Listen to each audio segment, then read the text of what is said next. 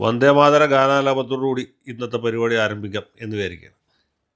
വന്ദേ മാതരം വന്ദേ മാതരം സുഫലാം സുജലാം മലയജ ശീതളാം മാതരം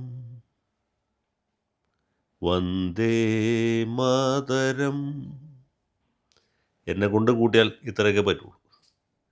ഇത് കുറേ അധികം വരികളുള്ള 4-5 ഖണ്ഡികകളുള്ള ഒരു ഗാനമാണ്.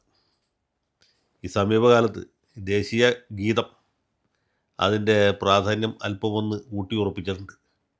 സർക്കാർ ചടങ്ങുകളിലൊക്കെ ഇത് നിർബന്ധമായിട്ട് ആലപിക്കണം എന്ന രീതിയിൽ പുതിയൊരു നിയമവും പാസ്സാക്കിയിട്ടുണ്ട്. മാത്രവുമല്ല, ഈ ഗാനത്തെ നിന്ദിക്കുന്നവരും പരിഹസിക്കുന്നവരുമൊക്കെ ശിക്ഷാ നിയമപ്രകാരം ക്രിമിനൽ പ്രോസിക്യൂഷൻ നേരിടാൻ കോടതി അനുവദിക്കുന്ന പക്ഷം ജയിലിൽ പോകാനും നിർബന്ധിതരാവും. പിഴ ശിക്ഷയുമുണ്ട്, ജയിൽ ശിക്ഷയുമുണ്ട്. അപ്പോൾ ഇത് ചില്ലറ കാര്യമല്ല. മാത്രമല്ല, പ്രധാനപ്പെട്ട സർക്കാർ ചടങ്ങുകളിൽ ഇത് നിർബന്ധമായിട്ട് ആലപിച്ചിരിക്കണം എന്നുള്ള കാര്യം പല സംസ്ഥാനങ്ങളും നിർബന്ധമാക്കിയിട്ടുണ്ട്. കേരളത്തിൽ നിർബന്ധമാക്കിയിട്ടില്ല. കേരളത്തിൽ വലിയൊരു വിഭാഗം ആളുകൾ ഈ വന്ദേ മാതരം എന്ന് കേൾക്കുമ്പോൾ തന്നെ ഈ കാളയ്ക്ക് ചുവപ്പ് കാണുന്ന പോലെ കലികളക്കുന്നവരാണ്. അതുകൊണ്ട് തന്നെ ഇവിടെ വലിയ അങ്കലാപ്പും ഉണ്ടായിട്ടുണ്ട്. ഗവർണർ പങ്കെടുക്കുന്ന ചടങ്ങുകളിൽ അദ്ദേഹം ഇത് നിർബന്ധമാക്കിയിട്ടുണ്ട്, നമ്മുടെ ആർലേക്കർ. അതുകൊണ്ട് തന്നെയാണ് മന്ത്രിസഭയുടെ സത്യപ്രതിജ്ഞയ്ക്ക് ഈ വന്ദേ മാതര ഗാനാലാപം നെടുനീളത്തിൽ 3 മിനിറ്റോ 4 മിനിറ്റൊക്കെ എടുത്ത് ചടങ്ങിൻ്റെ ആരംഭത്തിലും അവസാനത്തിലും ആലപിച്ചത്. അപ്പോൾ ഇത് കേട്ടപ്പോൾ ആദ്യം നമ്മുടെ സതീശൻ്റെ കുഞ്ഞാലിക്കുട്ടിയുടെയൊക്കെ മുഖത്തൊരു കാളിമ വ്യാപിച്ചു. ഇതിങ്ങനെ നീണ്ടു പോകുന്തോറും പാണക്കാട് തങ്ങളടക്കമുള്ള ആളുകളൊക്കെ അസ്വസ്ഥരാകുന്നത് നമ്മൾ കണ്ടു. പിന്നെ എന്തു ചെയ്യാം, ഇത് മുഴുവൻ സഹിച്ചില്ലെങ്കിൽ ഗവർണർ എങ്ങാനും സത്യവാചകം ചൊല്ലി തന്നില്ലെങ്കിലോ എന്ന് പേടിച്ച് ഇവരവസാനം വരെ സഹിച്ചു, കടിച്ചു പിടിച്ച് സഹിച്ചു എന്ന് പറയുന്നതാണ് ശരി. അത് നമ്മുടെ വേദിയിലുണ്ടായിരുന്ന ഇപ്പോഴത്തെ പ്രതിപക്ഷ നേതാവ് വിപ്ലവ തീപ്പന്തമായിട്ടുള്ള സഖാവ് പിണറായി വിജയൻ, അദ്ദേഹത്തിന് ഒരുപാട് എഴുന്നേറ്റുകാരൊക്കെ ബുദ്ധിമുട്ടുണ്ട്, എങ്കിൽ പോലും സഹിച്ചു, അവസാനം വരെ കേട്ടുകൊണ്ട്. വേദിയിലുണ്ടായിരുന്ന നമ്മുടെ AICC ജനറൽ സെക്രട്ടറി, കേരളത്തിൻ്റെ ചുമതലക്കാരിയായ ദീപാ ദാസ് മുൻഷി ഇത് ഗവർണറോടൊപ്പം ആദ്യ അവസാനം ആലപിക്കുന്നത് ഞാൻ ശ്രദ്ധിച്ചു. അപ്പോൾ അതോടെ അത് കഴിഞ്ഞു എന്നാണ് വിചാരിച്ചത്. അതിനെക്കുറിച്ച് പല വിമർശനങ്ങളുണ്ടായി. ഈ വന്ദേ മാതരം ആലപിച്ച ഭയങ്കര തെറ്റായിപ്പോയി, അത് മതേതരത്വത്തിന് വലിയ മങ്ങലേൽപ്പിച്ചു എന്ന് നമ്മുടെ ജമാഅത്തെ ഇസ്ലാമിക്കാരുടെ ഉടമസ്ഥയിൽ നടക്കുന്ന മീഡിയ വൺ ചാനലും അതുപോലെ ഇപ്പോൾ സുഡാപ്പികളുടെ കൂടി കണ്ണിലുണ്ടിയായിരിക്കുന്ന പ്രിയങ്കരനായിരിക്കുന്ന PM മുഹമ്മദ് റിയാസും അഭിപ്രായപ്പെട്ടു. പക്ഷേ സതീശൻ അതൊന്നും കേട്ടായിട്ട് ഭാവിച്ചില്ല. പുള്ളി പറഞ്ഞത് ഗവർണർ പങ്കെടുക്കുന്ന ചടങ്ങിൽ വന്ദേ മാതരം കമ്പൽസറിയാണ്, ഇതാദ്യ അവസാനം ആലപിക്കും എന്ന് ഞാൻ അറിഞ്ഞില്ല. ഇനി അറിഞ്ഞാലും ഒന്നും ചെയ്യാൻ പറ്റില്ല, അത് വേറെ കാര്യം. പിന്നെ കുഞ്ഞാലിക്കുട്ടിയോട് ചോദിച്ചപ്പോൾ അത് പറഞ്ഞാൽ അതൊന്നും വലിയ ഇഷ്യൂ ആക്കേണ്ട ആവശ്യമില്ല, ഇപ്പോൾ ഭരണം നമുക്ക് കിട്ടിയിട്ടുണ്ട്, വന്ദേ മാതരം ഒന്നും വലിയ വിഷയമല്ല.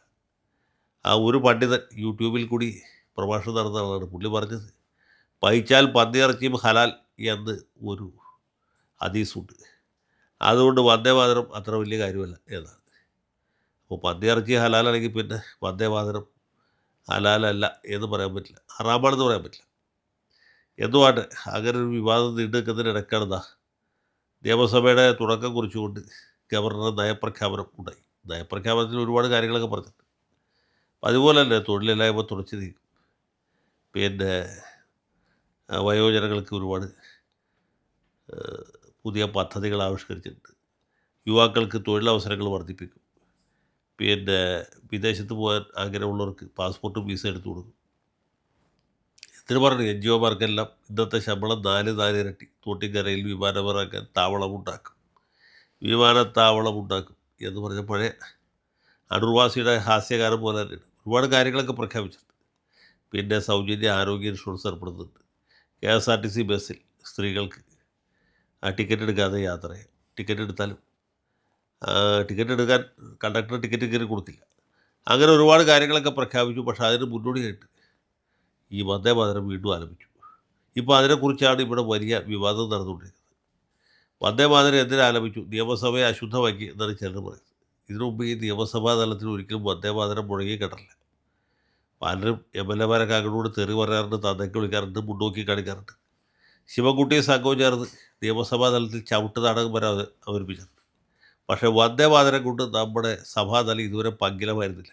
ഇന്നിപ്പോൾ അത് സംഭവിച്ചു. ഇത് കേരള നിയമസഭയുടെ ചരിത്രത്തിൽ ഏറ്റവും ഇരുളടഞ്ഞ ദിവസമാണ് ഈ സഭാ സമ്മേളനം തുടങ്ങിയ 2026 മെയ് 29 എന്നാണ് ചിലർ പറയുന്നത്. വേറെ ചിലർ പറയുന്നത് ഈ വന്ദേ മാതരം പൂർണ്ണമായിട്ട് ആലപിച്ചില്ല.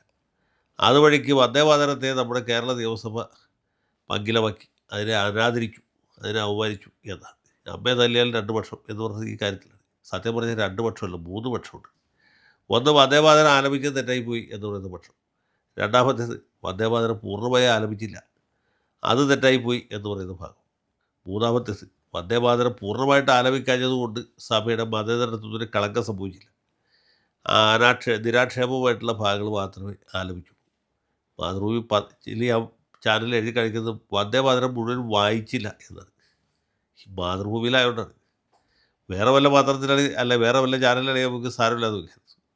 വന്ദേ മാതരം വായിക്കലോ ആലപിക്കലോ ചെയ്ത് അതുപോലും അറിയാൻ പാടില്ലാത്ത കൊഞ്ഞാടന്മാരാണ് മാതൃഭൂമിയുടെ ഡെസ്കിലിരിക്കുന്നത്. പറഞ്ഞിട്ട് കാര്യമില്ല, ഇപ്പോഴത്തെ കാലം ഇതായിപ്പോയി. ഏതായാലും ഈ 3 ഗ്രൂപ്പുകളും കൂടുതൽ ഉന്മേഷത്തോടെ, കൂടുതൽ ഉഷാറായിട്ട്, കൂടുതൽ ഊർജ്ജസ്വലമായിട്ട് ഈ വിഷയത്തിൽ ഏറ്റുമുട്ടട്ടെ. ഈ പ്രശ്നം പറഞ്ഞു തീർക്കാൻ പറ്റുന്നില്ലെങ്കിൽ തല്ലി തീർക്കട്ടെ എന്നാണ് എനിക്ക് പറയാനുള്ളത്. ഏതായാലും വന്ദേ മാതരം കൊണ്ടും ചില ഗുണങ്ങളൊക്കെ ഉണ്ട്. നാട്ടിൽ നിലവിലുള്ള ഭിന്നിപ്പ് വർദ്ധിപ്പിക്കാം, ധ്രുവീകരണം കൂടുതൽ രൂക്ഷമാക്കാം, വന്ദേ മാതരത്തെ അനുകൂലിക്കുന്നവരും എതിർക്കുന്നവരും തമ്മിൽ ഇപ്പോൾ വാക്ക് തർക്കമേ ഉണ്ടായിട്ടുള്ളൂ. അത് കത്തി ചണ്ടയിലേക്ക് നീണ്ടുപോരുത് എന്ന് മാത്രമാണ് നമ്മുടെ പ്രാർത്ഥന. ജയ് ഹിന്ദ്.